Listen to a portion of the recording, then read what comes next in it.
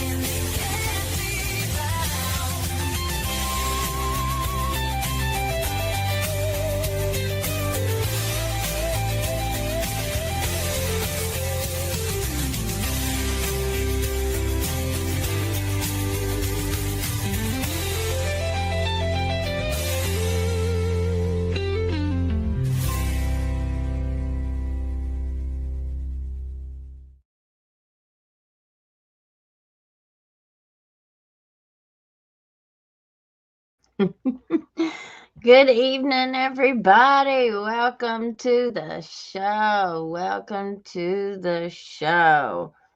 I know there's a little difference here, not a little, big one.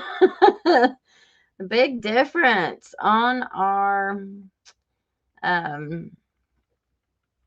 stream. I'm not really sure. I thought somebody last night said that they were able to change it, to switch it back to the other version. Because it's giving me both. Like, it shows on my side the normal, what it's been usually been. So I'm not really sure.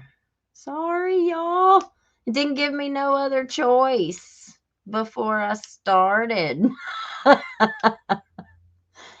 My name is Elizabeth, and maybe once I open it up like this, maybe it'll go back to the old way. Maybe not. Well, sorry, y'all. We'll try and figure it out. Just bear with us. Just bear with us. It'll be all right. My name is Elizabeth, and this is Hillbilly Crime. StreamYard has added a new vertical way of streaming, and I have 2 lives posted. Oh, so it's posting 2. You know, after the show the other night, I noticed that there were 2 of them on the live. I don't know how that's happening. Sorry, y'all. So, yeah, if you want to, I think you can just exit out of the one that's on the vertical and go to the other one. Sorry, y'all. Sorry, but we'll figure it out. We will figure it out. Mommy is supposed to be joining us tonight.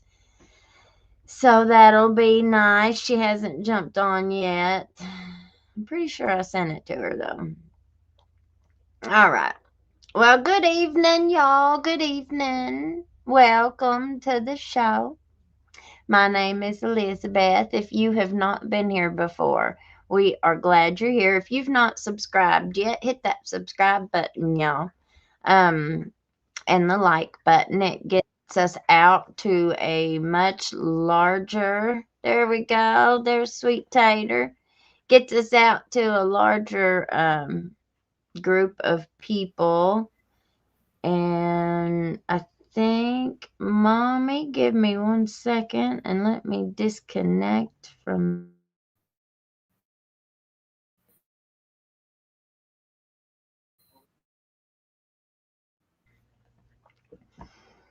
There we go. Mommy, you want to fix your camera? I think it's got you a little stuck. We'll add you back. Well, Sweet Tater will be on here in just a second. Having some technical difficulties this evening. Coming live from the hollers of Appalachia, where truth ain't free and justice don't always the same, depending I've been on who your daddy is. playing. Are you Are back? Yeah, there you are. No. Yep, I can hear you and see you now, Mommy. No, There you right. are. Okay. I pulled that screen. Yeah. I'm going to go see. get my banjo because I think you're going to crash tonight. Okay. It's just right over here. You go right ahead and get your banjo, Mommy. You can pick your banjo anytime you want to. I don't make Mommy not play her banjo. Why, you try and tell her she can't play her banjo. No, ma'am. Elizabeth don't tell her mommy nothing. My mommy's always right. All right. I'm gonna read this intro, Mommy, while you're doing that. All right. So the truth is, we are live from the hollers of Appalachia, where truth ain't free and justice don't always look the same, depending on who your daddy is. Now, tonight, we are going to dive into a case that shook a community and exposed the very cracks in the justice system that so many victims fall through every single day. Something that we talk about quite a bit. We're talking about the arrest of Jesse Mark Butler. No pun intended, and I don't think any relation to the Butler. Now, a young man facing serious sexual assault charges. Mommy, I'm gonna mute you there for a second because your computer's going a little nutso, a dinging. And I'll unmute you when you get your banjo up there. All right, so he was a young man, or is a young man, facing serious sexual assault charges that under the law should have carried decades in prison. But, here in Kentucky, we know what that usually ends up being. They throw this big old fuss about we've indicted him. We've got a conviction. Da da da da da da da da da da. But depending on who their daddy is, what their last name is, and what circle they run in, do they get probation? Do they get a smack on the hand? Or do they go to prison? Because it seems like it's only the poor, the ones that are in the not so coveted circles, that end up getting the heavy sentences. Grape, attempted grape, sexual battery, putting their hands around. These are not small accusations. These are felony level offenses that in most states carry sentences anywhere from 20 years to life. Yeah. Oh, yeah. But they just let them go here in Kentucky. Under criminal statutes across the country, sexual assault is divided into categories based on force. Remember hearing our Attorney General's Detective Easter with all of his, Ben didn't force you, did he? Well, he didn't force you. Oh, man. I know, Ben. I just can't imagine a man forcing a woman. And I just don't think that you're that type of man, Ben. I just don't think that's you, man. No. I can't understand a man doing that to a woman. But what you did was different. Okay, so categories are based on force, consent, age, and bodily injury. When you see words like grape by force, sexual battery, or assault and battery by blah, blah, blah, blah, these aren't misdemeanors. No, they're not. These aren't teenage mistakes. Under the law, is considered an indicator of high lethality. Means it's lethal, highly lethal. Predictors of future homicide in DV cases. Yes, it makes a whole lot of sense to me. That's not something that the courts should be blinking at. And yet, here we are. Oh, here we are once again. This show tonight isn't just about the arrest. It's about the charges, what the charges mean, how the law is supposed to protect victims, and why these cases so often fail them, right? So it ain't just about getting them charged. That's the easy part. The hard part comes after that, right? And we're going to talk about isolation. One of the biggest weapons an abuser uses, and one of the least understood. People think that DV is just hitting or yelling, cussing, financially isolating them. But isolation is the slow, silent unaliver. It's when an abuser cuts off your friendships, distances you from your family, convinces you that nobody loves you but them, and nobody will ever believe you over them, and that they are your only safe place. Only they can love someone like you. Because not even your mommy loves you. Not even your daddy loves you. And even as adults, not even your children love you. That's control. That's grooming. That's psychological captivity. Isolation is how victims lose their footing. It's how they lose their support systems, their sanity, and sometimes their lives. And it's why so many don't speak up, because the abuser has spent months or years making sure that they have no one left to run to. They make sure that all those bridges are burned.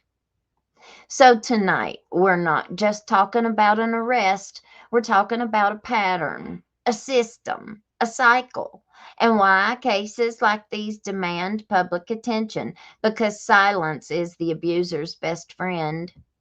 So let's get into it. All right, Mommy, you want to pick your little banjo some? You go right ahead. Let me unmute you. Ready to pick it. No, I didn't want to pick it. I was just tuning it. Oh. Well, that's all right. You pick it all you want to. Well, you just go right on and mute me. All right. Well, we're going to watch a little bit of a video here.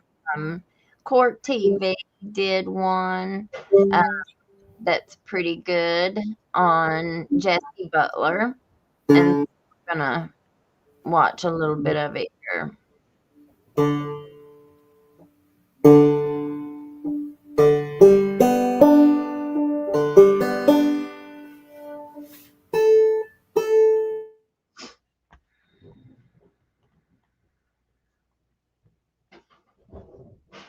High school athlete in Stillwater, Oklahoma, a big man on campus. But Jesse's life flipped when multiple 16-year-old girls accused him of repeated rape, strangulation, and violent assault. Police found video on his phone showing one victim unconscious from choking, a doctor saying she would have died if it lasted seconds longer. Facing up to 78 years behind bars, the community expected accountability. Instead, prosecutors applied the youthful offender statute, and in a stunning turn, Butler received a suspended 78-year sentence, avoiding prison time under strict supervision. Victims' families erupted in outrage, calling the result a betrayal of justice and an insult to trauma. What message does this send when a violent offender like this faces no real consequences? Get ready to shake your head for the next hour as we go through this story and try to understand what happened here in Oklahoma. Let's begin by bringing in Court TV field reporter Cody Thomas, who's been on this story. Cody, let's start first, because I think we all need a clear understanding and picture of the specific allegations of the type of conduct we're talking about in this case. Yeah, Vinny, it's kind of egregious when you really go through it. Jesse Butler faced 10 rape-related charges for alleged incidents that happened throughout 2024. Now, he pleaded no contest to them in the spring of 2025. But 2 victims came forward describing brutal sexual assaults, attacks that left them injured, no less. They said Butler forced them into having sexual intercourse and into doing sexual acts, saying they lived in fear, giving in to Butler's sexual demands in order to avoid him hurting them even more. Now, these 2 girls said they each dated Butler for a few months each. One victim described multiple violent sexual assaults.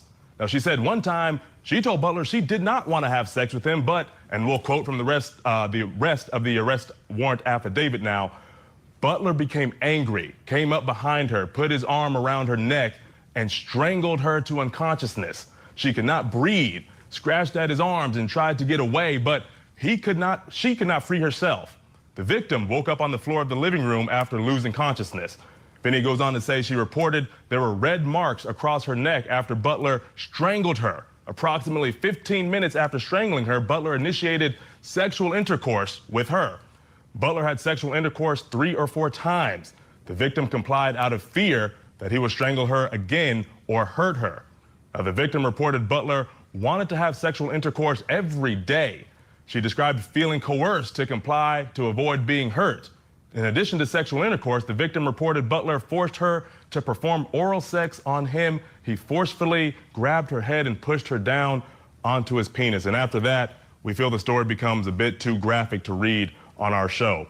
But it goes on also to say the victim reported Butler digitally penetrated her so aggressively it caused her to bleed. The victim stated, "No matter what I told him, it did not change his mind." Now, there are many stories like this. Now, these two victims describe Butler forcing them into many different kinds of sexual acts that they didn't want any part of.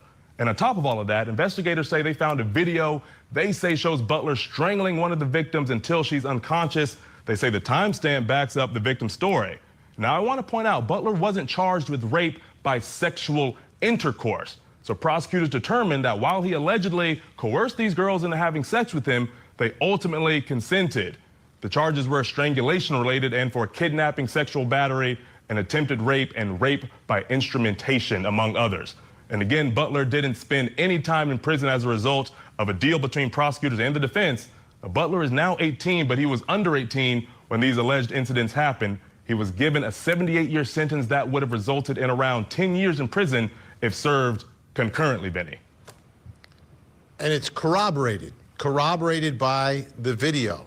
So one of the stories, that she gives, one of the statements that one of the victims gives is fully corroborated on the video, which tells you about the rest of their statements as well. Now, let's talk about the victims here. Have we heard anything from the victims? Yeah, Vinny, we have. The arrest warrant affidavit included what looks to be a letter one of the victims wrote to the court. And in it, she says, quote, "I will never forget the night you strangled me unconscious because I said no.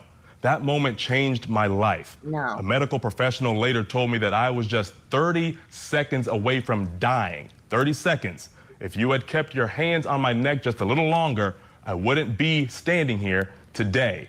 That wasn't just a scare. It was a near-death experience. You didn't just hurt me. You nearly killed me. And because of that one act of violence, I had to have surgery on my neck. The damage you caused wasn't invisible, and it wasn't temporary. The pain lingered for months, and now the scar is something I'll carry for the rest of my life, a permanent reminder of what you did to me. I will never forget marble slab when you pinned me down, touched my body without permission while I begged you to stop. I screamed no over and over, and you ignored it. I will never forget what it felt like when you pinned me inside your truck and said, 'You're not going anywhere until I finish,' like I was just something to be used. You didn't just hurt me physically, you took pieces of my safety, my peace, and my sense of who I was. What you did wasn't just violence, it was betrayal, fear, shame, humiliation, and pain layered over and over. Over and over again, he told me that if I ever told anyone what he was doing, he would kill me, he would kill my family. I hope that one day you actually face what you've done, not just get punished, but really face it. Every time you ignored my no, every time you forced yourself on me, every time you laughed while I cried. I hope you understand how much it haunts me." That's pretty hardcore. The girl, the victim saying, you laughed when I cried, and just all of the victim's statements. Those are what get me the most, are the victim's statements. The case that was here in Letcher County, the Patrick Little case, he kept, even after he pled guilty, he still continues to claim his innocence. And he took the plea deal, which of course he got the deal of the century, so but anyway, I kept thinking, well, what if he's really innocent? He says he is. What if he really is innocent? Until I heard the victim's impact statement. When I heard the victim's impact statement that came directly from one of the little girls, minors, that he pled guilty to, he's guilty. That victim impact statement spoke so much. It spoke more than anything in the entire case, in that case for me. So hearing this little victim, or this victim speak, what do you think about any of it, Mommy? Well, the victim statements always get me. I used to believe every one of them, but then you couldn't. But some of those statements that you hear, you know they're telling the truth. Mm-hmm. Or at least I think they are. I mean, what do you know? You know what I'm saying? Yeah. Well, this little girl has the one in this case. She has evidence. Like she has. We're getting ready to look at some of what happened in in this case.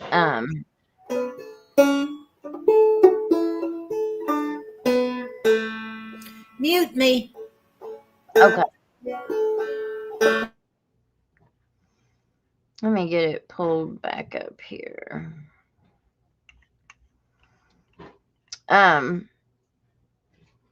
So we looked at that little bit of video from court TV, and we're going to see some of the body cam footage. They play some of that. But, you know,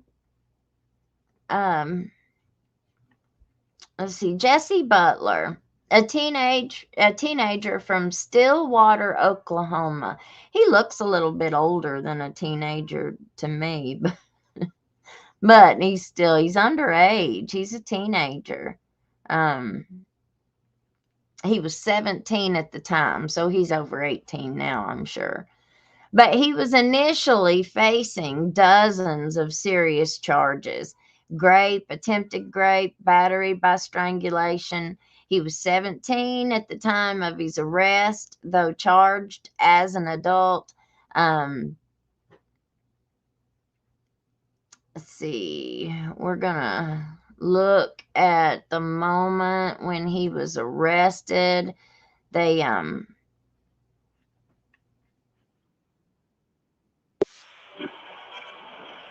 this down.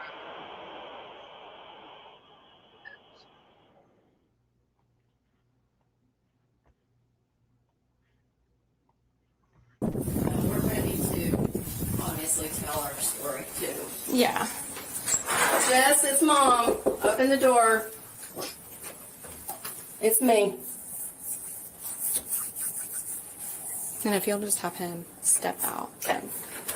That's his mom. Give me your wallet and phone and stuff. So, okay. Your what? They're in the car. Well, okay, it's fine. It's not locked or anything, is it? Okay. So, can you tell him what you just told me, or? Yeah. So we're here. We're obviously going to place you under arrest. There's a warrant for your arrest. We're going to take you to the jail. I told your mom that she can contact a bondsman, and you shouldn't be very long. But there just is a process for paperwork and stuff. But right now you do have to come with us, and I do have to put you in handcuffs. So turn around for me. You have to put in handcuffs? Violent harassment, common transport, somebody in the custody. You know we're doing this. It's okay. Yeah. I'll get you out. For me? Alright, stay silent. Rick knows about this. Candy's on this. Dad's on his way. We're coming to get you, okay? Stay strong, okay? Say your prayers. Okay. So we will. He's going to go right to the city of Stillwater jail, and if you'll just contact her, then she does this all the time. She knows what to do. Yeah. Make sure Okay. she knows Stillwater Police Department, not a county. Yeah. Stillwater Police Department. Yeah. On Lewis. Yeah. Yeah. Let them know that perfect. we're the ones that picked him up. And They when don't- you say we are Stillwater PD. Stillwater PD. Yeah. Okay. That way they don't think he went like straight over and he's over at the county. Awful experience with a child.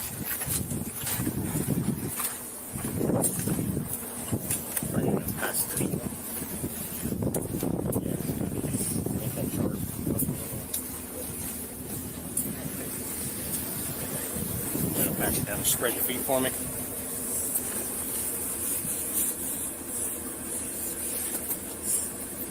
Nothing on their socks. That's Jess. See you in a bit. Okay.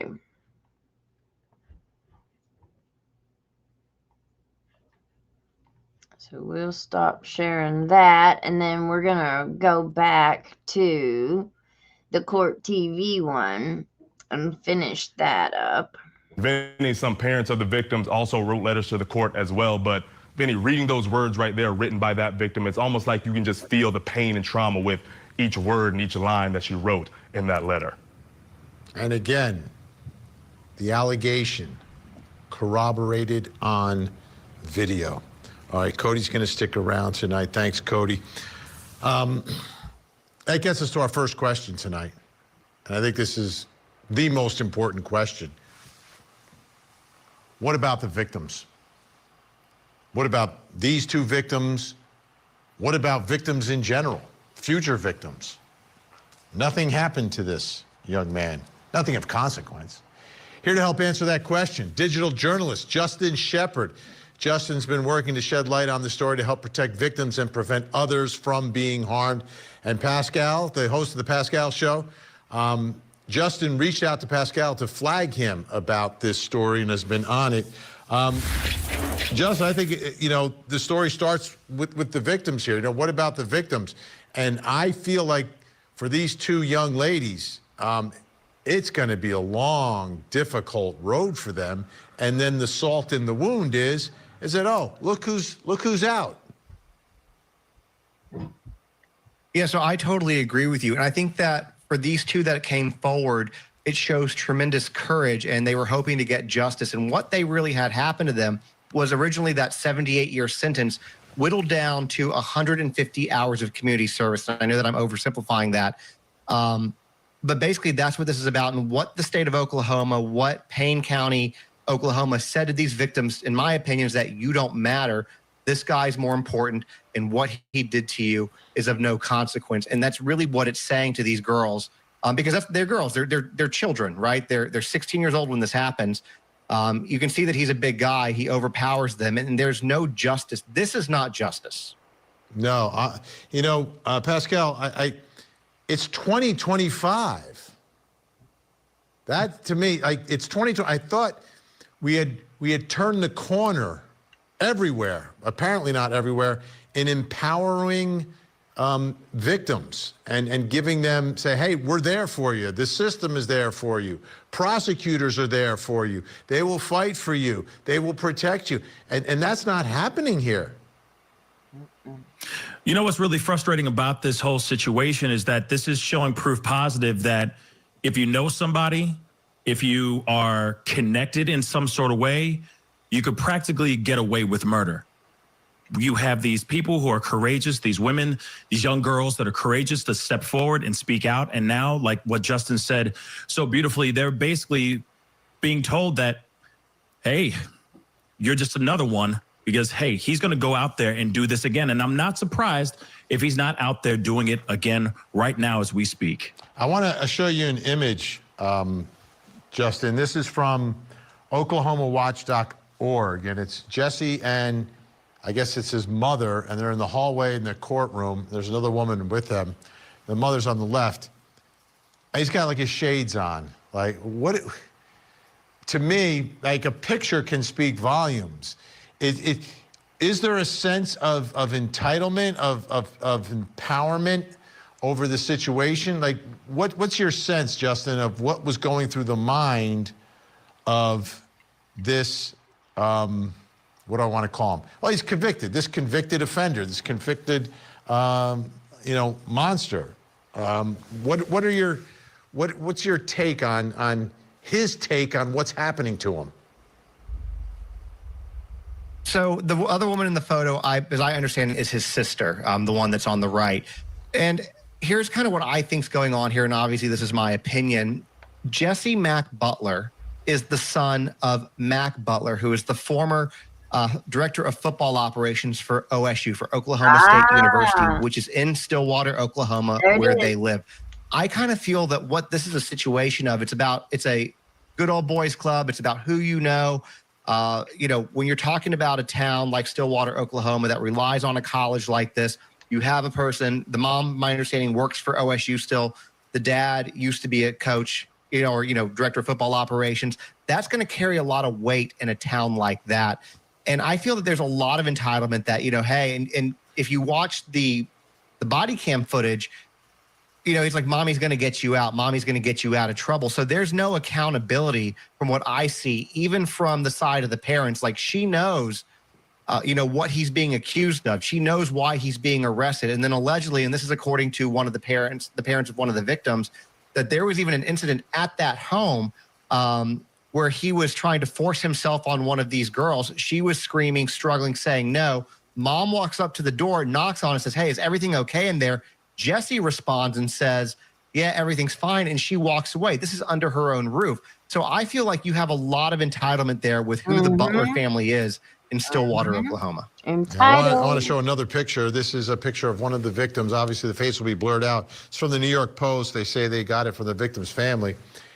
That's this young girl in the hospital. In the hospital, Pascal.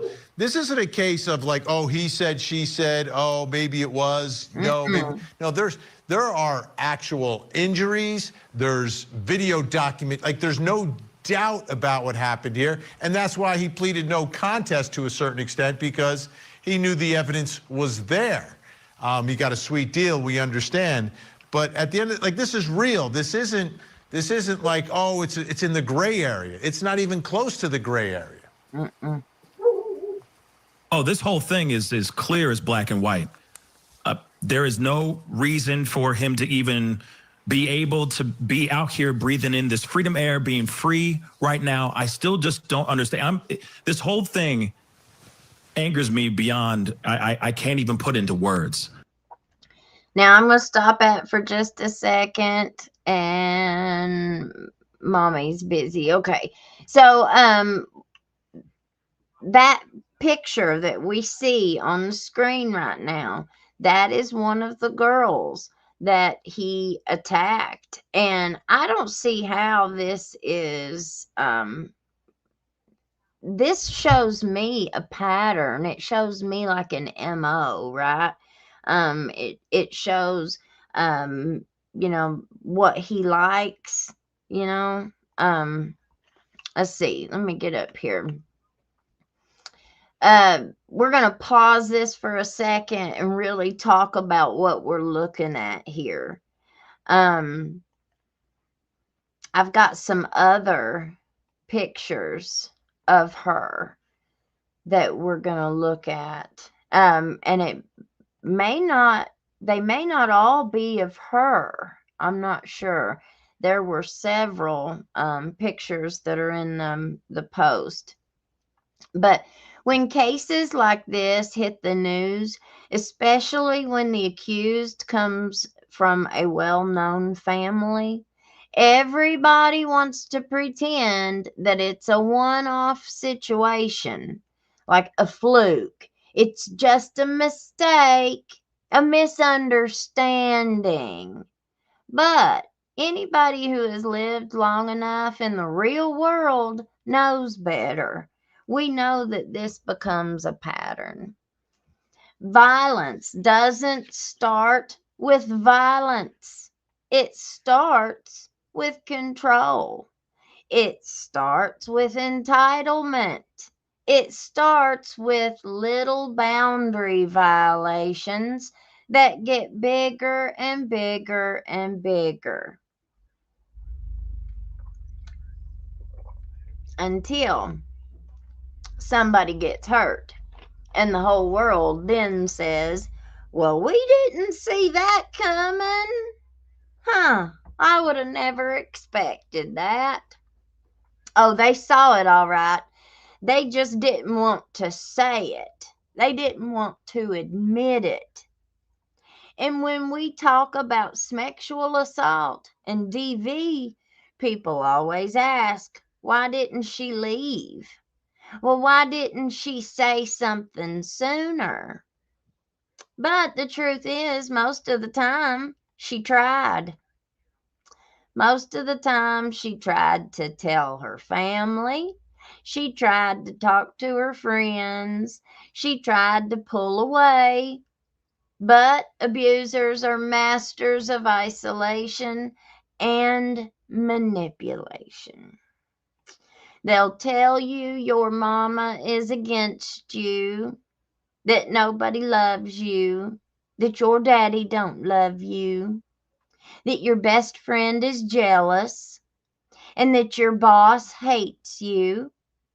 And after a while, the victim starts believing that the only safe place is with the person that's hurting them. That's why strangulation is such a dangerous red flag. It's one of the highest predictors of homicide in relationships, and one of the most dangerous times for a woman is when she's leaving or when she's made up her mind to leave. When someone is willing to put their hands around your neck, they're telling you, I control your breath. I control your life. That's why the statute treats it as a violent felony. If any of you guys are like me, true crime buffs, you watch a lot of body cam footage. And one of the things that the police ask whenever there's a DV situation happening, whenever they're called out to a DV call or something, I've heard them every time. They ask them, was your breathing cut off? Whenever they put their hands around your neck, was there a time that you felt like your life was in danger? And they ask, was your breathing cut off? Those are two questions that I hear them ask in those situations. Okay. Because it's a warning sign that things can escalate very fast. And then you add in power, you add in a last name, you add in community status, and then suddenly the system treats it like a youthful mistake, a moment of weakness, a bad choice.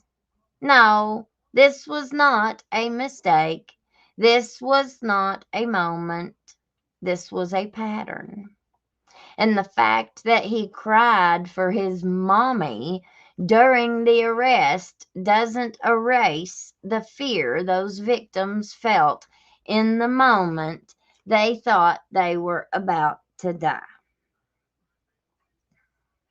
Now, what's worse is how often we see the system bend when the accused is connected.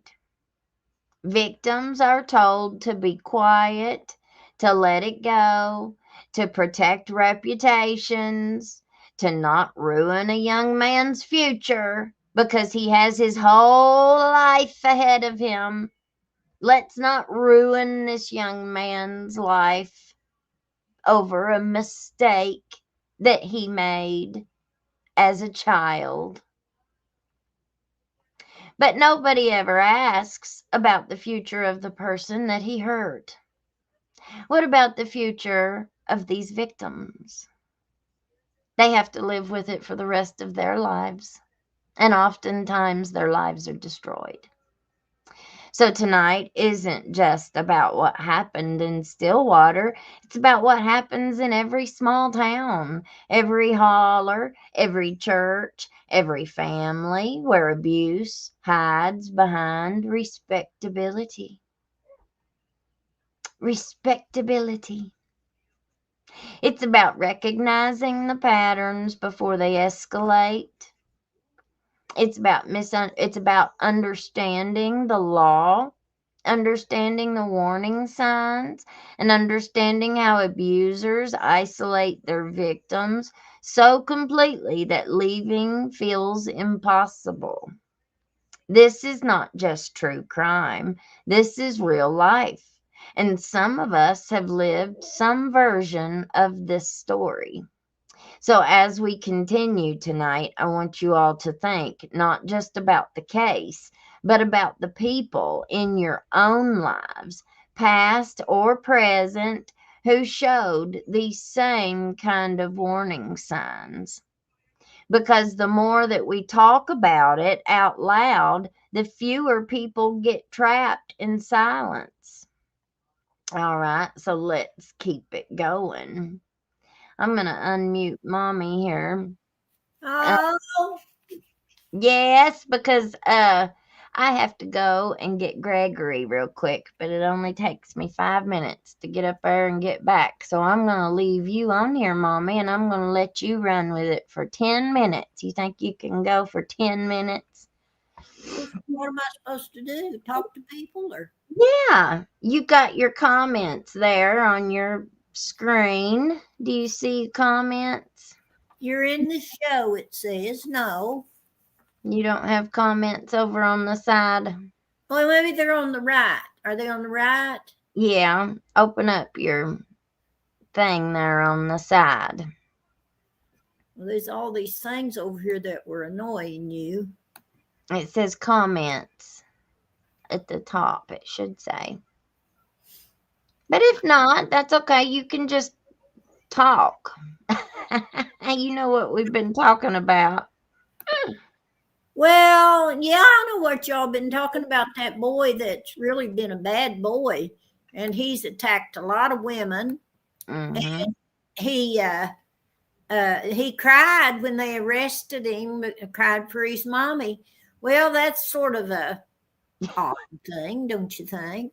She probably protected him, and he's never had to bear the consequences of his actions. And so he thinks just because he's big and can do it that he's going to bully people around. But you soon find that don't work. You know what I'm saying? People tend to fight back.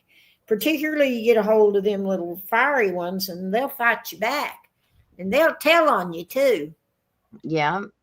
And they for some reason this I'm sure it's not just now starting, but there's like this trend or something where people are doing it in the sexual area where they like cut off their breathing. And well, I think that was one of them sex tricks that they did. And then I don't know, it's supposed to make it heighten the sensation or something. Well, Mommy, you pick your banjo. Marnie said just let you pick your banjo while I'm gone, and I'll be right back. Bye.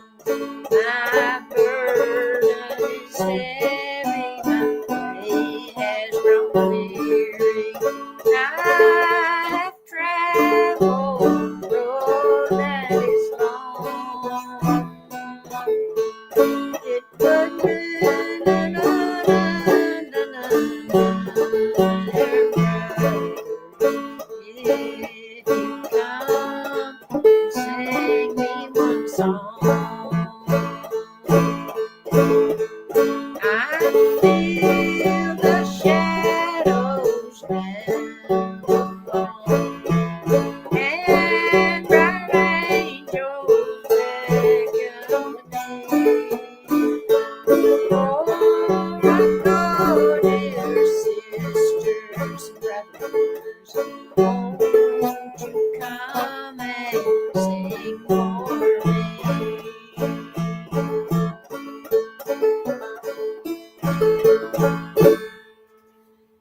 That was Won't You Come and Sing for Me. That was that's a Hazel Dickens, and she's from over there in West Virginia, down McDowell County. Maybe it's sort of like in the middle, all the way south. And she is such a wonderful person. She's dead now, but she was. If you're from West Virginia, you ought to get to reading about her, because she'll sure light your stars up, and you'll say, I am so proud to be from West Virginia. I'm telling you, it'll do it every time. I got to find me another song there that I can sing for you. I won't sing no dirty songs or nothing like that.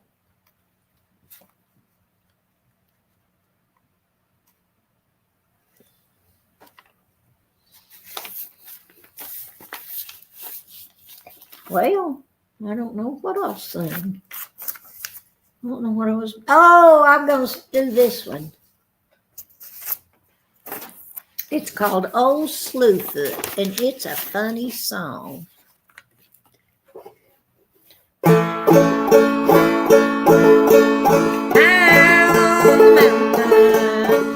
me what you see. Bear tracks, come back at me.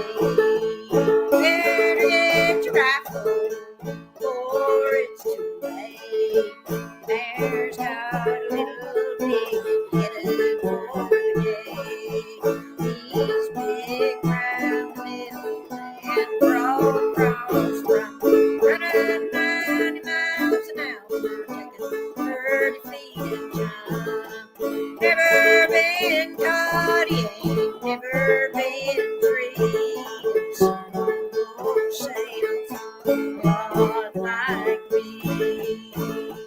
Saved up the money and I bought me some bees.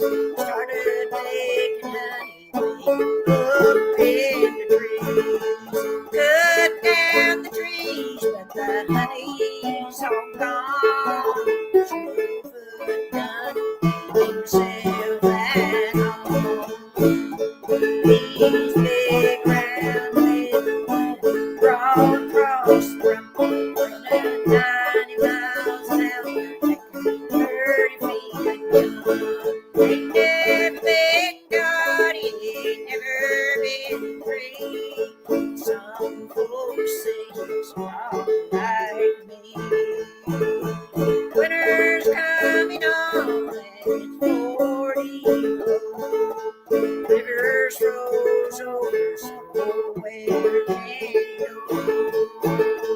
I'll chase him up the gully and I'll run him in the tail. Shoot him in the bottom just to listen to him yell. He's big, round, and broad across the front, running 90 miles an hour, taking 30 feet and jump. Ain't never been caught, he ain't never been free.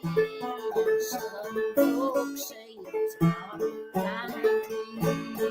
Some folks say it's not like me. Well, that was Old Slewfoot. Old Slewfoot's an old bear. And it's just a fun song. It's a bluegrass song, I do believe. I'm not sure. And I play it on the radio all the time for my listeners because I just like it a lot. I don't know about that shooting him in the bottom, but it's just all play anyway. It's not for real. I mean, they ain't going to really chase him up a holler and shoot him in the bottom just to listen to him yell. Why, that'd just be awful, wouldn't it? I think it would be anyway. I think it would be awful. Well, let me see here. I might have another one I could do. So you don't have to just sit there and do whatever you want to do. And oh, well, let's see. I got some over here in a stack. Let me run over there and get them. I don't see no comments, so. Said studio chat, 2 people. Huh. Oh, there's a comments word. There we go. There we go. Oh, listen, look, these comments are wonderful.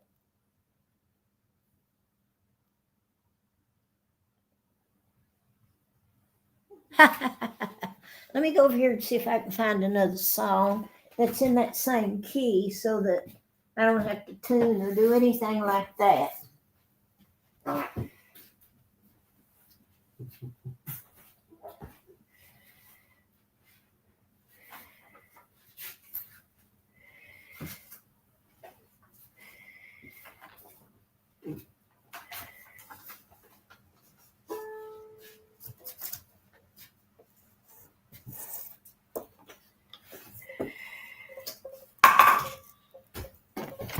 But I'm over here knocking everything off in the floor. Well, that one's not in that key, and that one's not in that key. I won't have to return or retune or anything like that. Well, okay. That one said poor drunkard. I don't want to sing no poor drunkard song.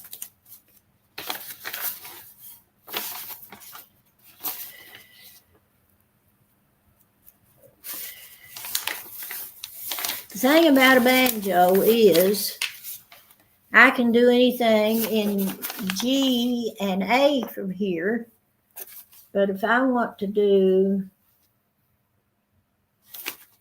something in C, for instance, I have to retune, and I don't want to do that.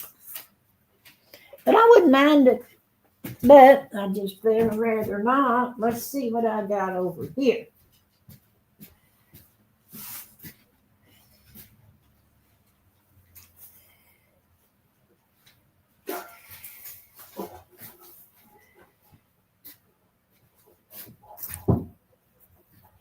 All right, I'm back. You know, I'm not very interested in crime. I'm glad that Elizabeth finds something she likes doing and that she's interested in, and that's looking at all these crimes, reading all that stuff, you know,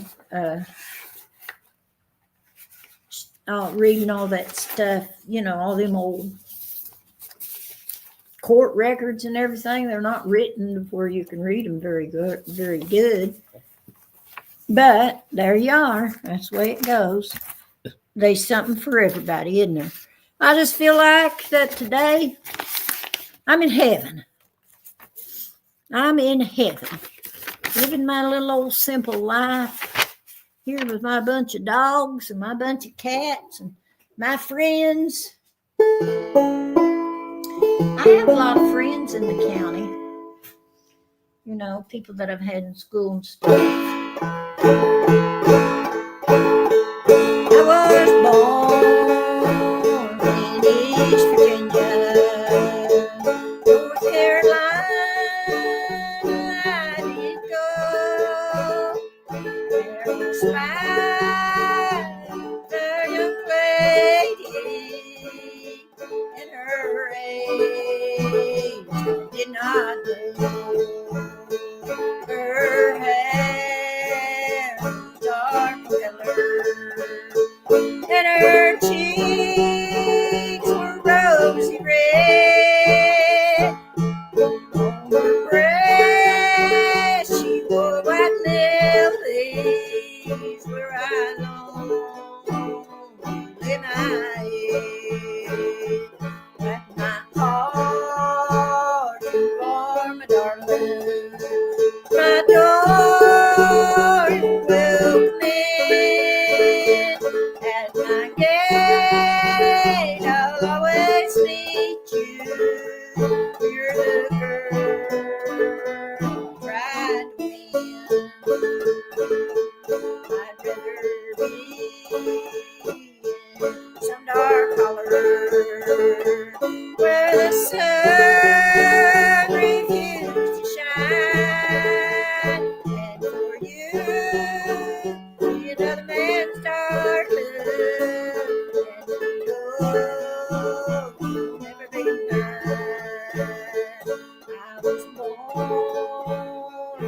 East Virginia, North Carolina, I did go.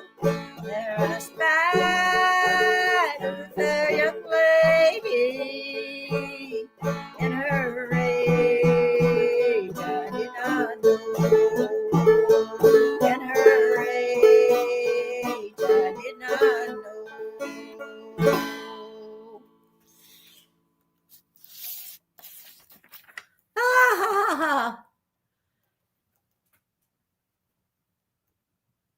Well, I've just lived my life, and I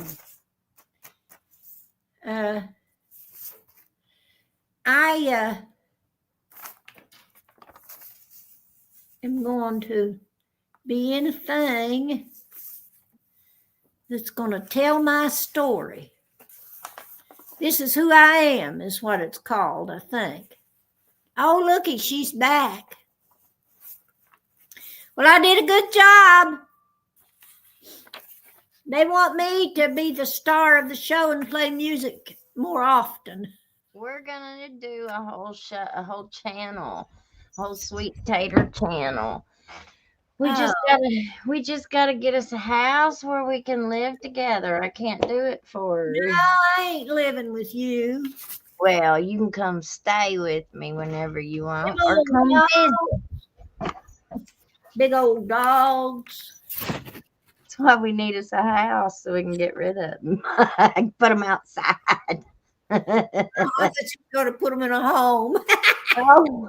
Find you a home for wayward dogs. Well, I was listening the whole time I was gone, and you did a great job. Thank you. Oh, I didn't know you could just listen. Yeah.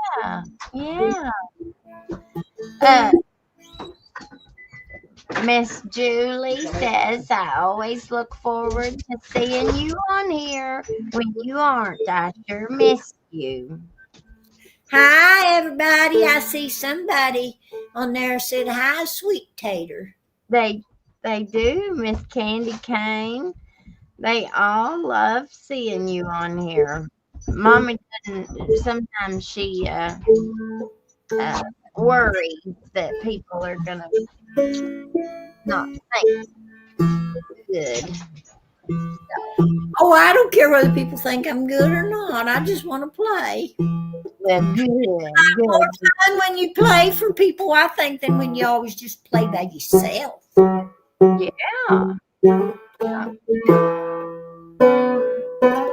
I guess I never grew up. I'm a kid at heart.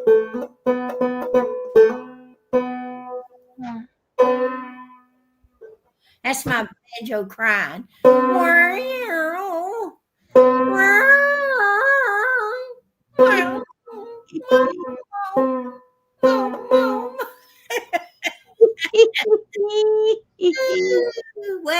are you done for the night now? Well, no, I've got a little bit more to do. I had some discussion questions and stuff here. Isolation questions, like what we were talking about before I left. Have you ever been in a relationship where the person slowly cut you off from friends and family? I figured anybody that wanted to talk and chat, if anybody wanted to leave us some comments and let us know about their experiences. Did you realize it while it was happening, or only after you got out? What were the subtle signs that someone was trying to isolate you? Why do you think that isolation is one of the most powerful tools that abusers use? What about you, Mommy? Let's have you answer. Well, I never did have anybody want to isolate me. Nobody ever wanted to be around me that long to put up with me. You know what I'm saying? I was just too mean. I mean, really, I was a mean child. When I was little, I was always into something. You know what I'm saying? Going in the woods and running from this one and running from that and climbing a tree and tell them I was going to jump out if they didn't leave me alone. So, you know, I was kind of naughty little kid, tell you the truth. And I spent so much time there, you know, with just my family. And then when my mom left when I was 7, that was such a shocker. Then I had to just take care of myself. You know what I'm saying? And even today, I want to cook my own food. I don't want somebody else to cook it. You know, I go in there and dabble around in the kitchen. And what was the other question about? Well, we're just talking about isolation and, you know, domestic violence is what really we're talking about with this, like this other case. Let's finish listening to what Court TV was saying about it. I don't know how this kid, this monster, wearing his shades. What happened? All right.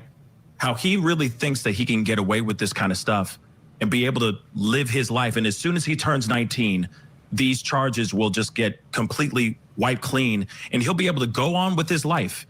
This is not right. And this is not what I call justice at all. All right. Our guests are going to stick around. Coming up next, why did Jesse Butler get this deal?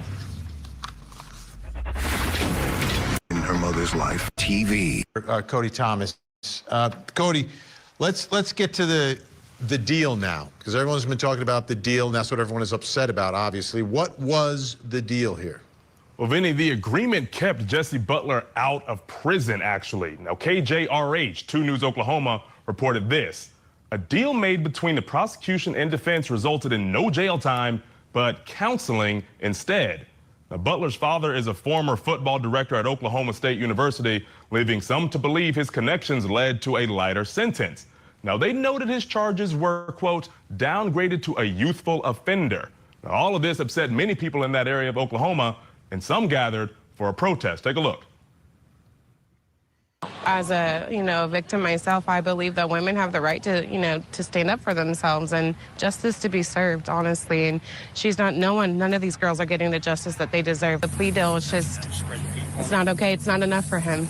It's not enough. It's a severe trauma that he's inflicted on these women.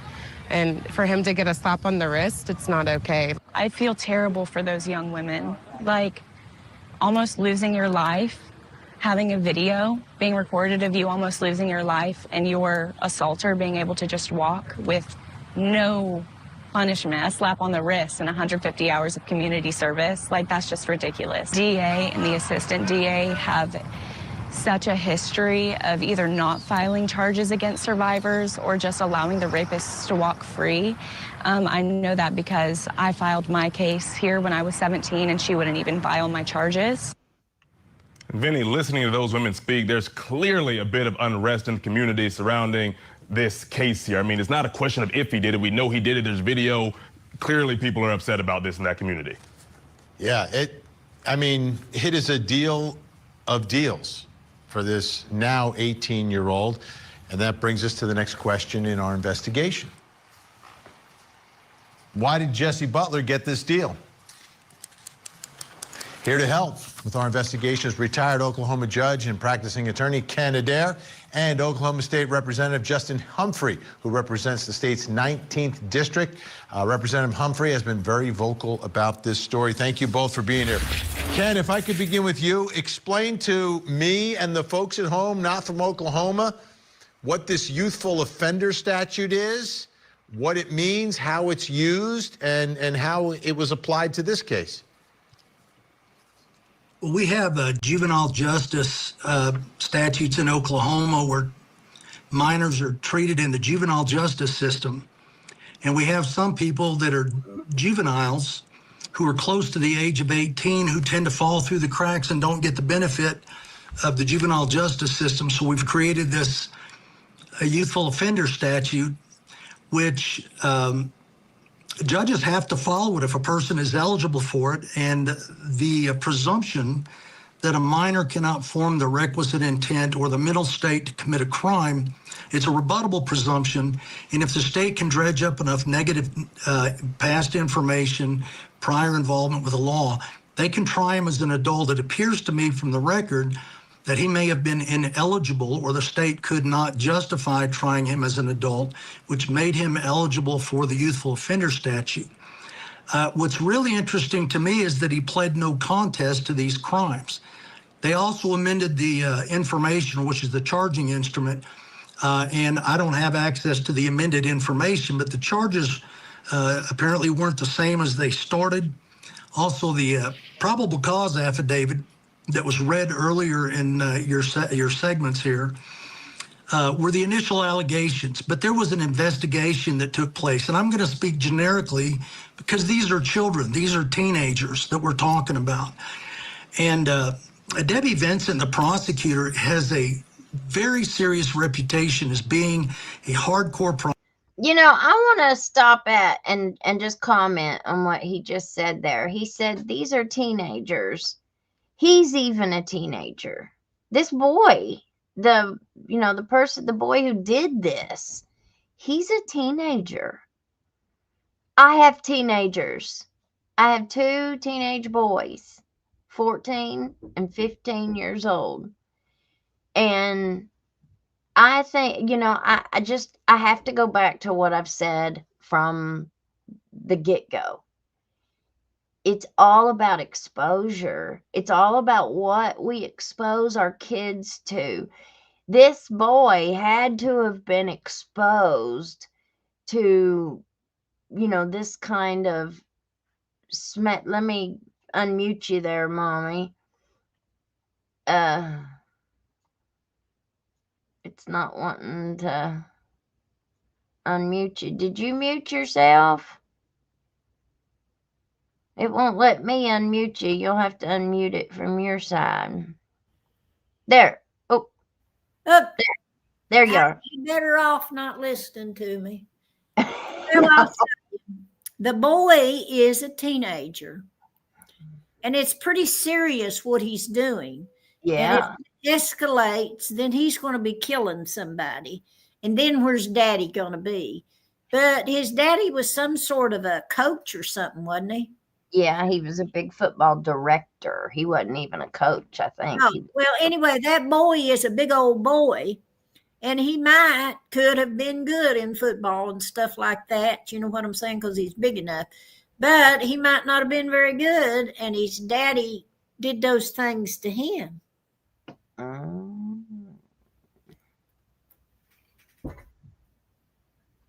Or, yeah. And, I'd say that, which I'm no psychologist or nothing, but I would say that there is a psychology behind it. Some kind of a insecurity on his part that maybe he ain't good enough somehow. I mean, I have no idea how the psychology of a perpetrator. But he's got to be held accountable so that he knows that behavior is wrong, regardless of. I mean, we can all day, say poor boy, poor boy, poor boy. But we got to sometimes say, if we don't hold him accountable, then that is going to hurt his life. Mm-hmm. Well, one of the girls said that it happened to her. Whatever he did to her, he did in his house. And when she cried or screamed or whatever, she was trying to get away. His mommy came to the door. That same mommy came to the door and said, "Is everything all right?" or something like that. And she turned around and left. You know what that reminds me of? That reminds me of that.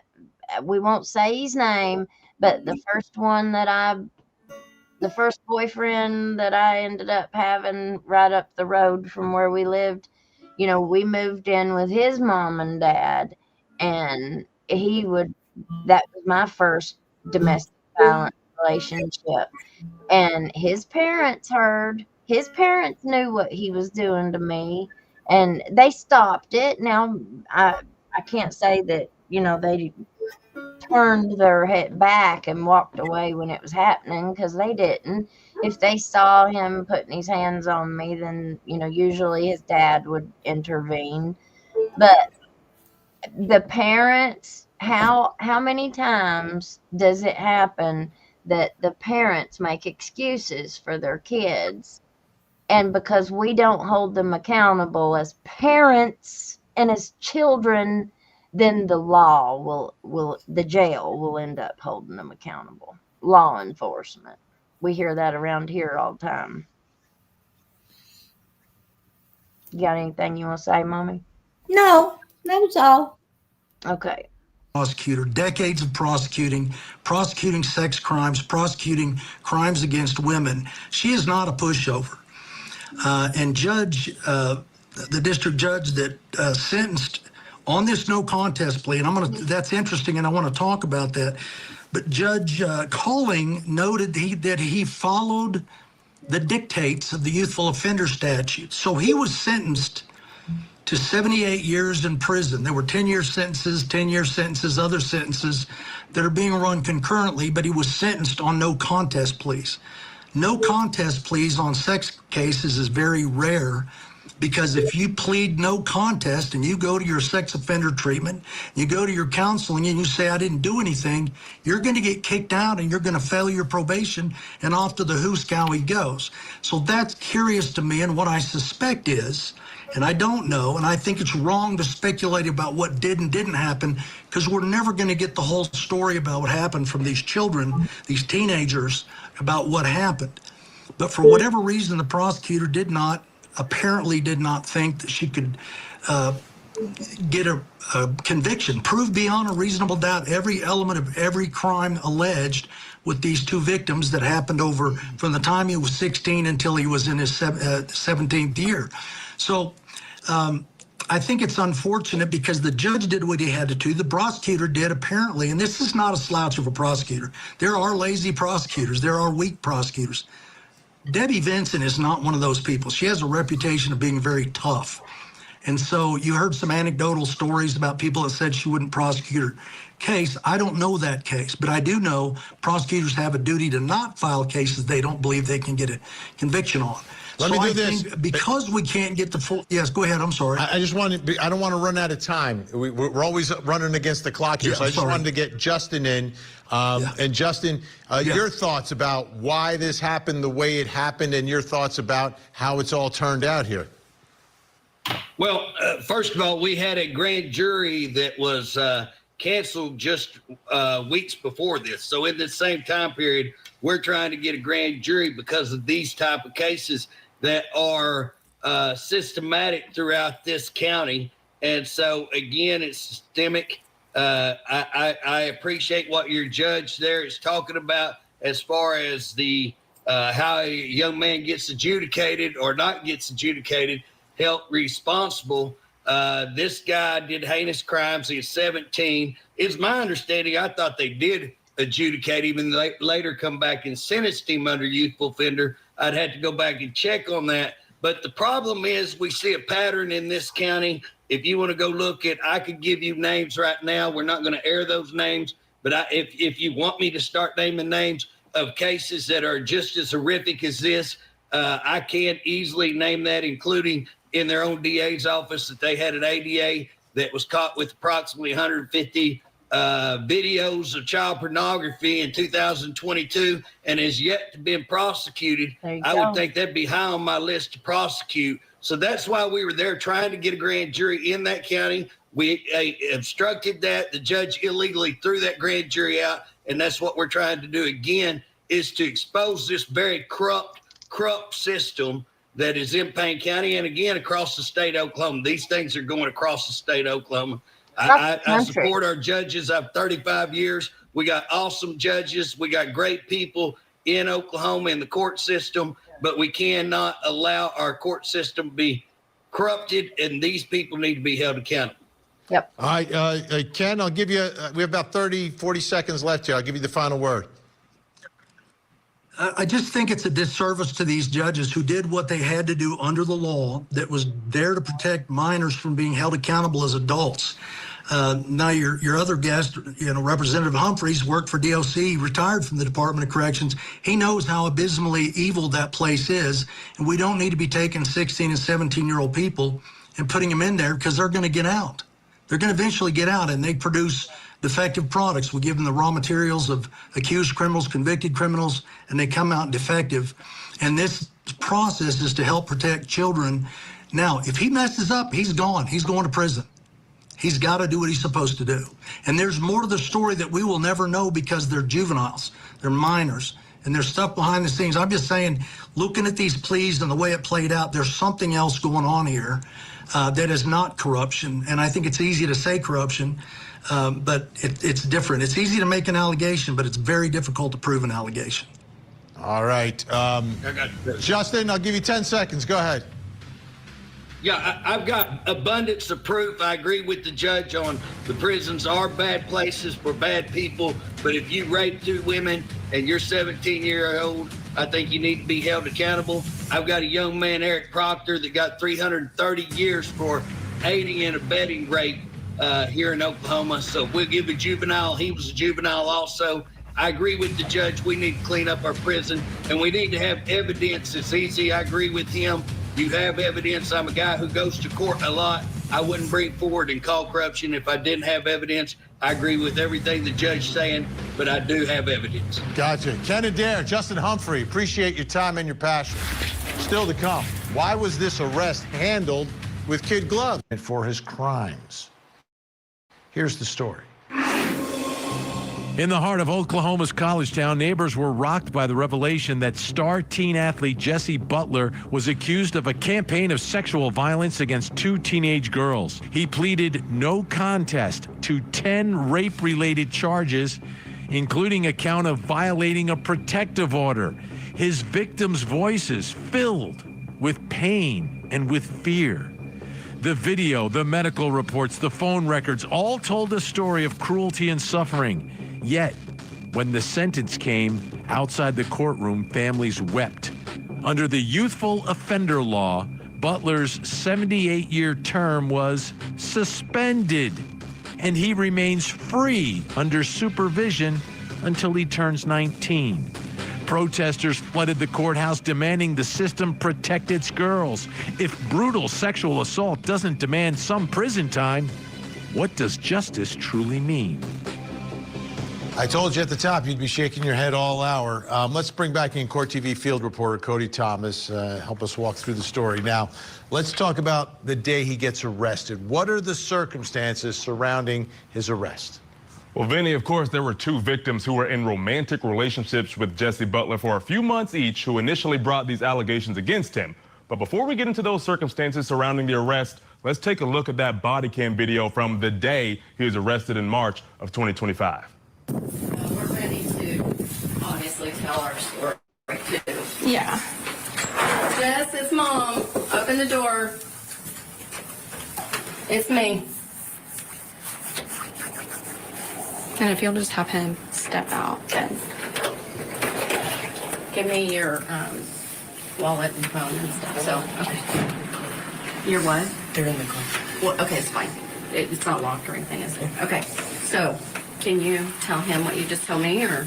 Yeah, so we're here. We're obviously going to place you under arrest. There's a warrant for your arrest.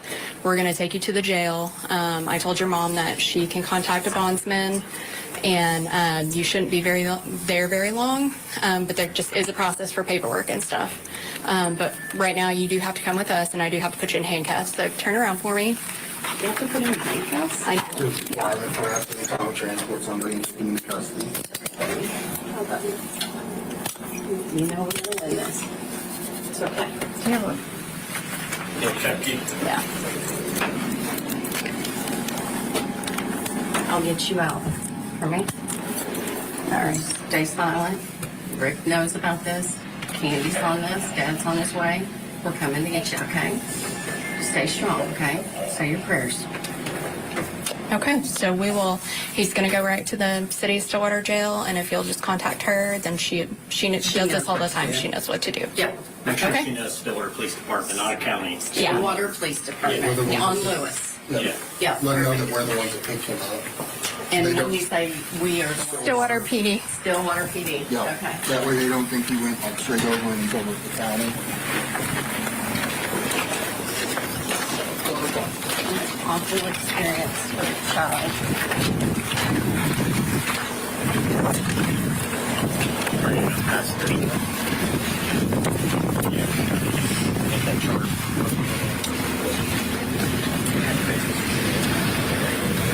Patch it down, spread your feet for me.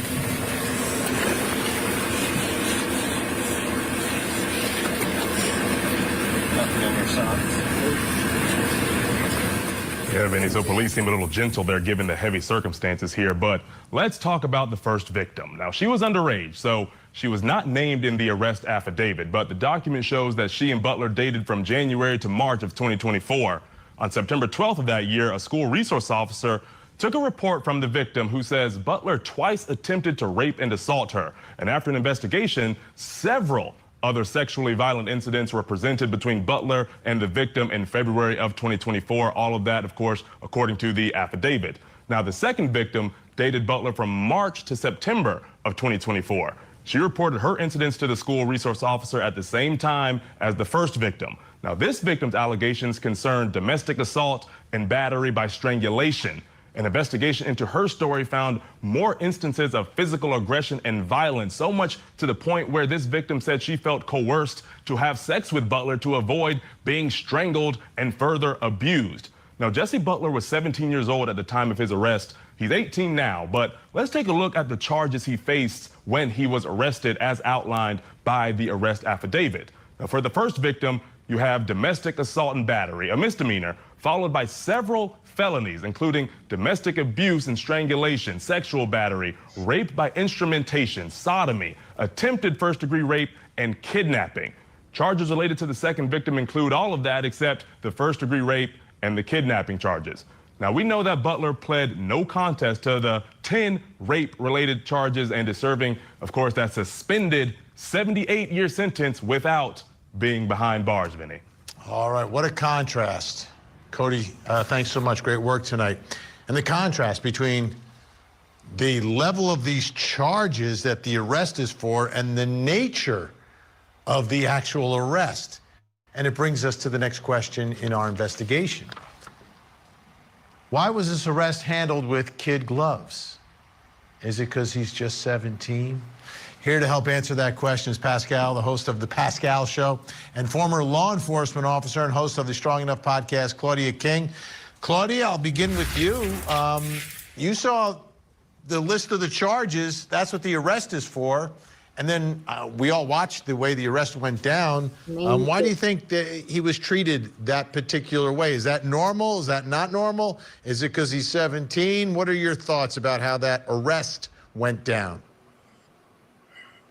My thoughts are the arrest went down that way because of influence. I believe that the Mack family clearly is influential in that community. They know other people who are influential, and so they had to treat him that way or else be forced to seek retribution or see retribution in their actions from this family and from people who know this family. It was not normal how he was treated. The search was terrible, by the way, of him before they put him in the car. Just very disappointing all the way around with this case. Yeah. Pascal, what went through your mind the first time you saw the arrest video? What a crybaby. Justice is coming, but apparently justice was not coming.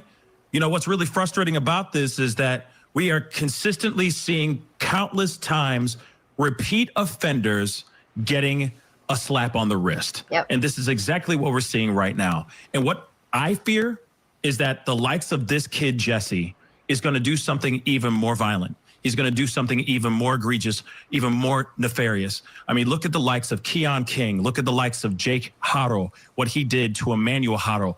These guys were repeat offenders, and the courts, once again, were very light to them when they should have been hit with the entire library, not just the book, the whole damn library. Claudia, when you're making an arrest, and I don't know if there's what the standard procedure is, how often does a discussion precede it? like explaining to someone why you're being arrested, and then rather than like, you know, put your hands behind your back, cuff them and explain them.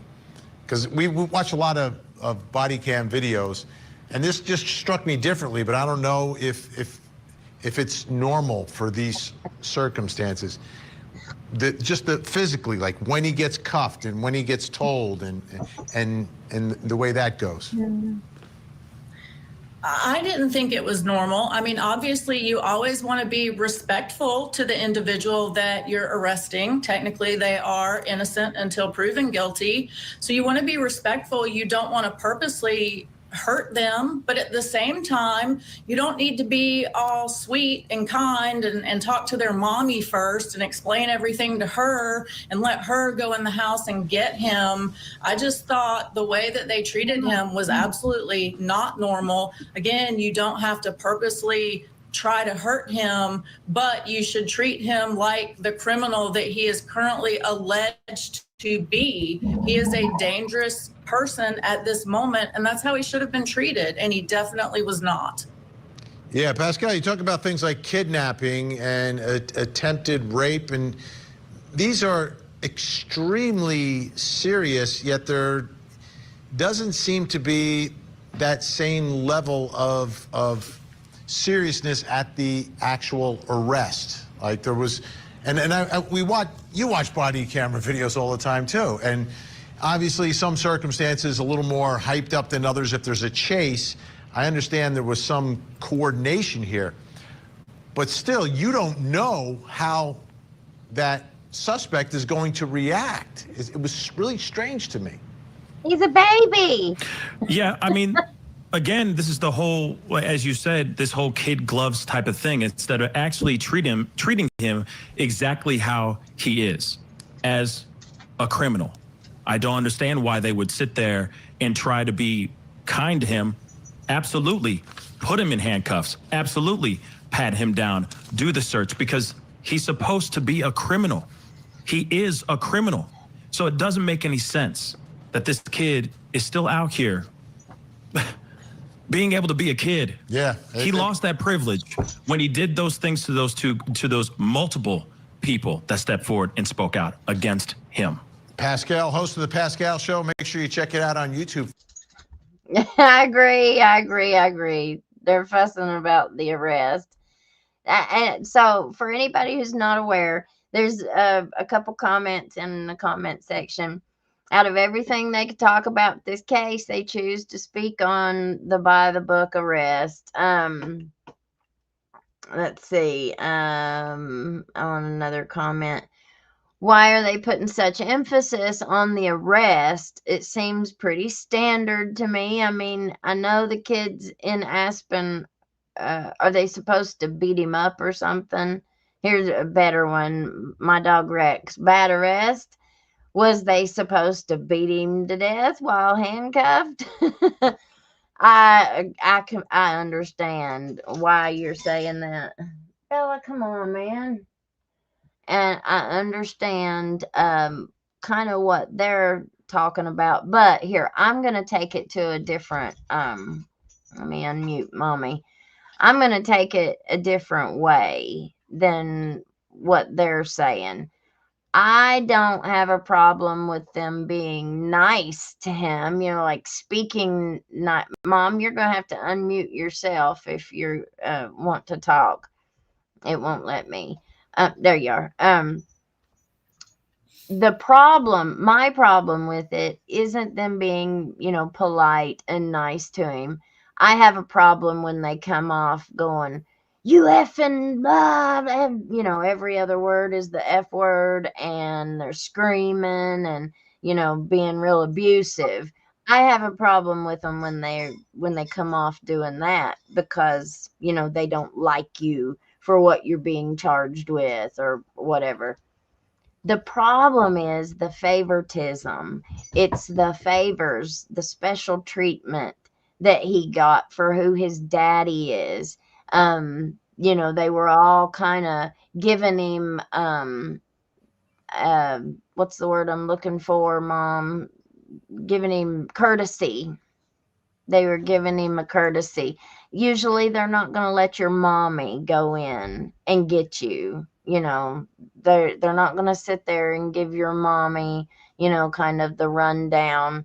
It was actually what it reminded me of was the little girl in Arizona who unalived her baby in the hospital. What was her name? I forget her name, but she was the one that had the baby in the hospital in the bathroom, and she wrapped it up in the bag and stuck it under the garbage can. It kind of reminded me of her arrest. Whenever they came to her house and arrested her, they were very nice, they were very polite, they were very by the book. Um but it reminded me of her arrest. I can't really tell you why, but it did. All right, let's get back. Study a jury's behavioral patterns. Our host of the Strong Enough podcast, Claudia King. Justin, what are your thoughts here about justice being served?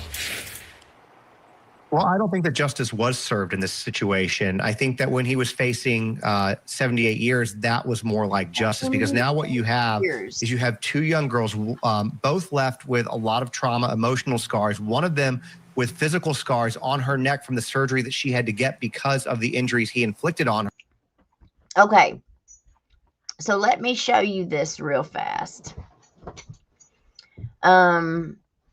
Before we continue on with that,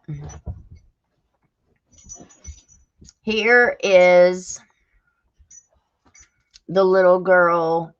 Here's the pictures of the little girl who had to have the surgery. Look at the big bruise on her neck there. The photo shows the damaged vein that would swell up.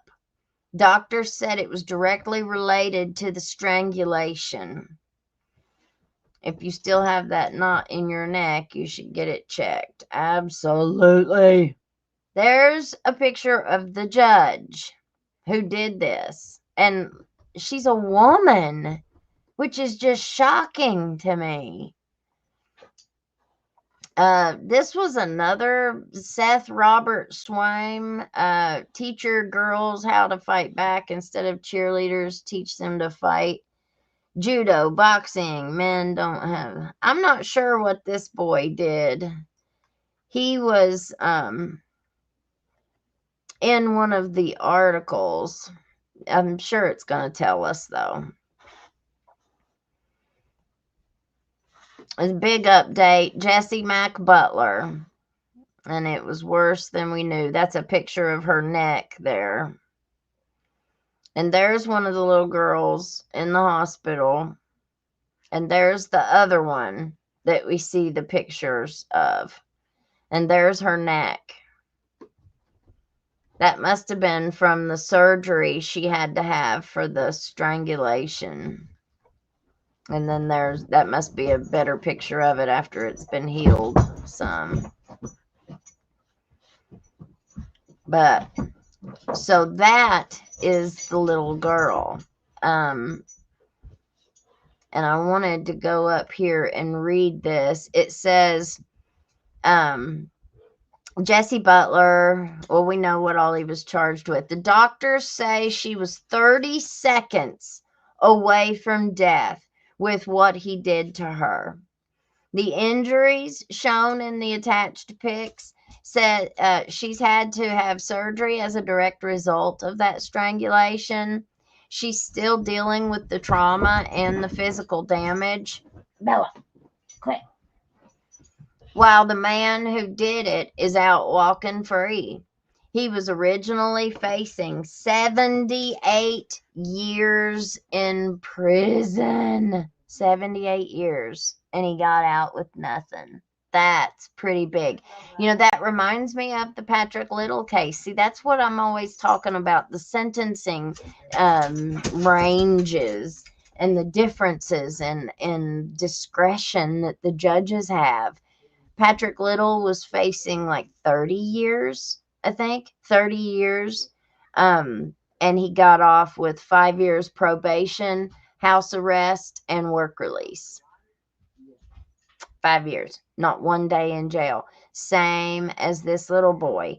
He didn't have 1 day in jail that I know of. I think they got him out. But if I'm wrong, we'll find out. 78 years. But then Judge Susan Worthington got a hold of this case. And now Butler's punishment is 150 hours of community service and some counseling sessions. That's it. He pled no contest to rape, strangulation, and sexual battery, and he walked out with probation. This isn't a mistake. This is a culture in Stillwater and around the country. This is a culture everywhere, I think. Where predators are protected and victims are left to relive their trauma while watching their abusers walk the streets. And it's not just Jesse Butler. Former teacher Seth Swaim, so that's the other boy, was convicted of sexting a 13-year-old, then reoffended while out on bond. The same court system reduced his bail even after he violated protective orders 11 times. 11 times he violated an EPO. 11 times. And that's not even being mentioned. That's the first time I've heard that. I heard that he violated a protective order, but that was all I heard, was that he violated a protective order. I didn't hear 11 times until just now. I don't know if you guys did, but I didn't. Wow. He should once, as soon as they violate them once, they are picked up usually and put in jail because of bond. They violate their bond conditions. Now the people of Stillwater, Oklahoma, are done staying quiet. They're organizing a protest, and I guess they had a big protest on November 5th. Demanding accountability from the judges and the prosecutors who keep letting predators walk free. Now, if you're angry about this and want to do something, you can. You can actually help. Take 2 seconds and sign the petition to stop child predators from getting plea deals. This is how we start to impact change. And if you've already signed, send it to one person who hasn't. We'll add it in. I didn't know about it until just now reading it. So it's on change.org, just to let y'all know. If anybody wants to go, you can just Google it. You can just put it in the search bar and it'll pull it right up for you. Let me make sure I say it right. It is change.org, and then it's got a /P, like as in pizza, and then another / stop plea deals for child predators. And then we will read that other story on another show. Yeah. I agree, Smick. Something more to that. For him to have 11 times and he's not locked up, yeah, there's something more to that. I agree. Is that the case you just showed us? Yes. 11 times? I'm pretty sure, unless I read that wrong. Let me look back. For that other boy. I'm pretty sure it goes with the one. Oh, no. I'm wrong. Thank you for bringing that to my attention, Mommy. Former teacher, let me reread it. Former teacher Seth Swaim was convicted of sexting a 13-year-old girl, then reoffended while out on bond. The same court system reduced his bail even after he violated protective orders 11 times. So, yes, I think that is the teacher, the Swaim guy who violated 11 times. Thank you for bringing that to my attention because I had that mixed up. So that was not the boy, y'all. The 11 times violator was not the Graper boy. It was the other one. But still. Oh, Miss Mick said she's referring to the neck anyway. Yeah. All right, guys. Well, we've been on here almost 2 hours. I'm going to go ahead and end it. Do you have anything you want to say about this case, Mommy? Well, the boy is pitiful. And I don't know how that's going to turn out for him.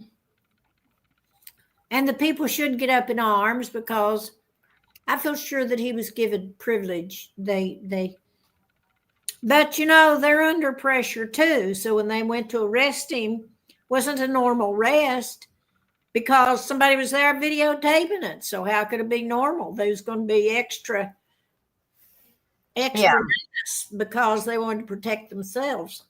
Oh yeah. And anymore, listen, I think that we're seeing more law enforcement do just that. They're not gonna risk their job or risk their own, anything. I think we're seeing people are starting to protect self above. I hope that we're seeing that people are using more respect when they go to arrest people. Well, I guess we can hope that's why. I guess the intention and the motivation doesn't really matter as long as their actions are. Well, yeah, I don't want to be treated like a dog. No. So as we close tonight, I want to just bring this on home. Not just the facts of the case, but the message behind it. The law is supposed to protect the vulnerable.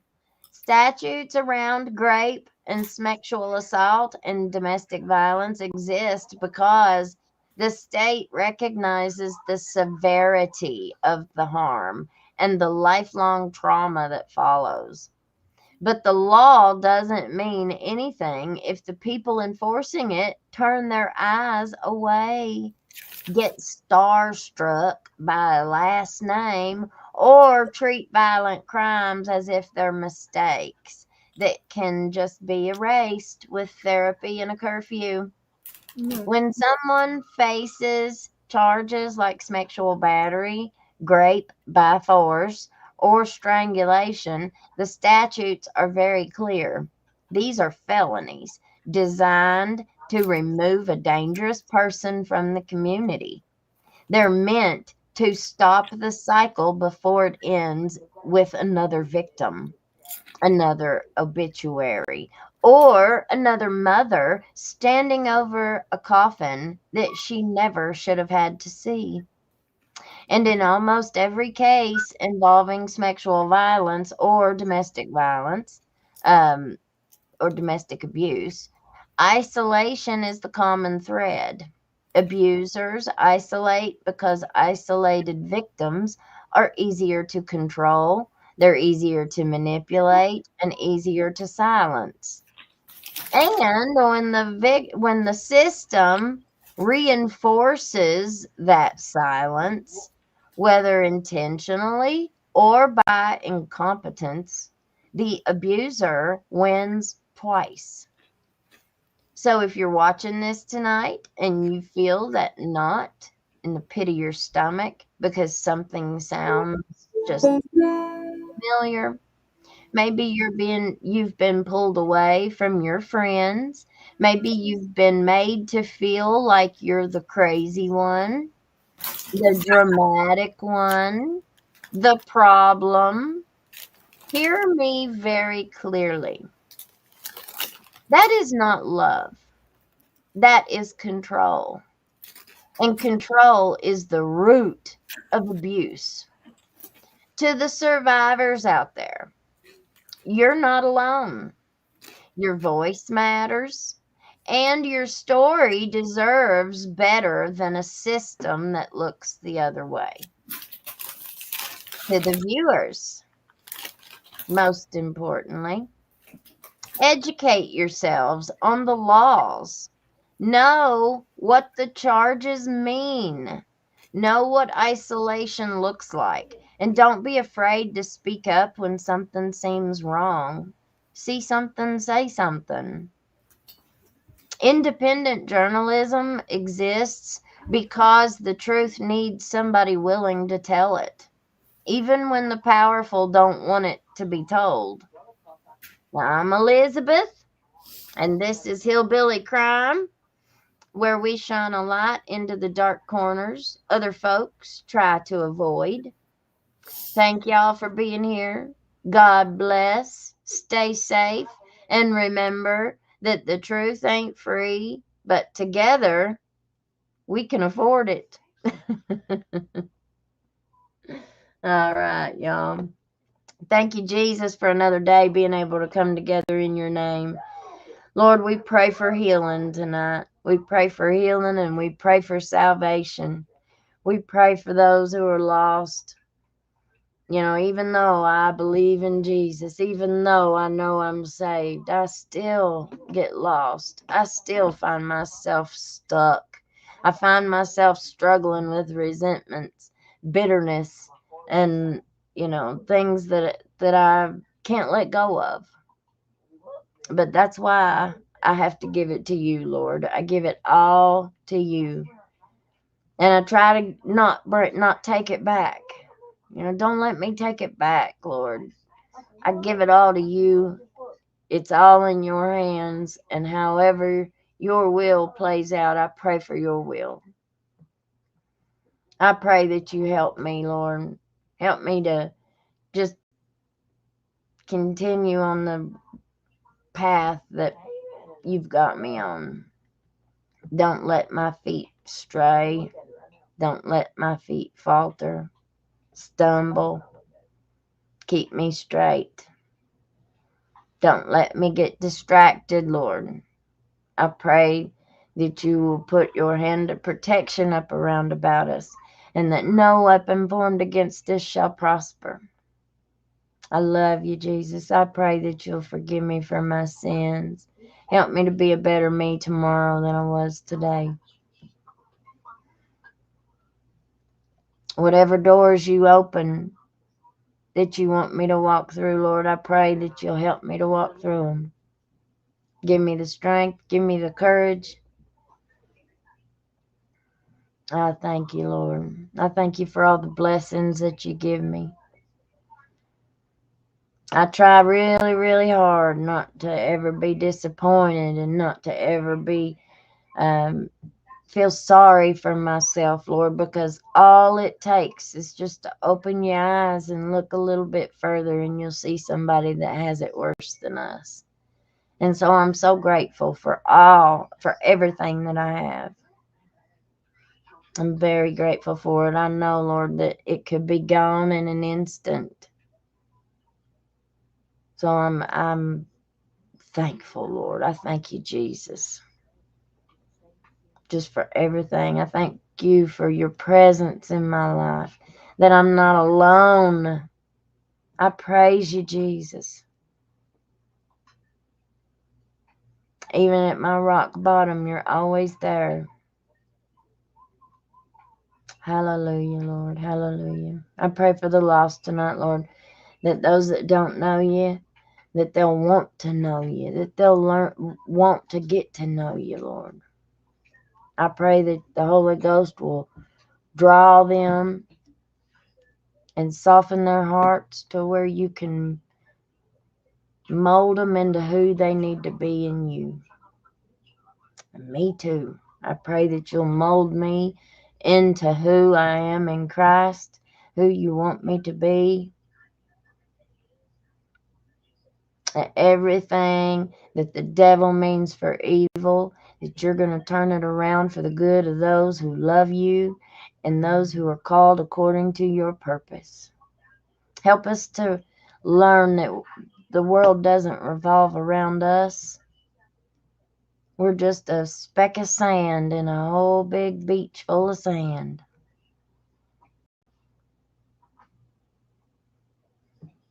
The purpose is your will. And how can we fit into your will, not how your will fits into our lives? Use me, Lord. Use us for whatever purpose you have for each of us, Lord. I pray that you'll touch each of us according to the need, whether it be physical, emotional, mental, but above all spiritual, because without that, none of the rest matters. Go with us tonight, Lord, and bring us back safe tomorrow. We give you all praise, honor, and glory in Jesus' name, amen. All right, guys. Well, you all have a great rest of your night. Don't let the bed bugs bite. And we will see you all tomorrow. All right. Peace out, Girl Scout.